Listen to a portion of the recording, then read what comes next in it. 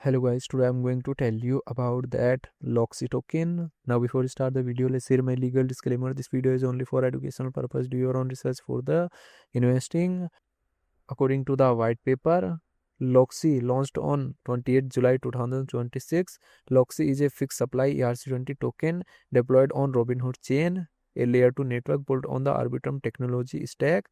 The entire supply of 1 billion LOXI was minted once in the contract constructor at deployment, and no further issuance is possible. The token contract is a standard OpenZeppelin implementation deployed without administrative functions. It contains no ownership address, no minting function, no pause or freeze mechanism, no blacklist or whitelist, no transaction tax, and no proxy or upgrade path.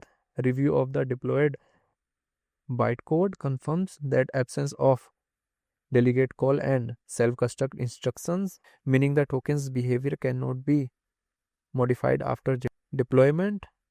The source code is verified as an extract match on Robinhood chain official blocks out explorer. LOXI token total supply is 1 billion and circulating supply is not showing yet.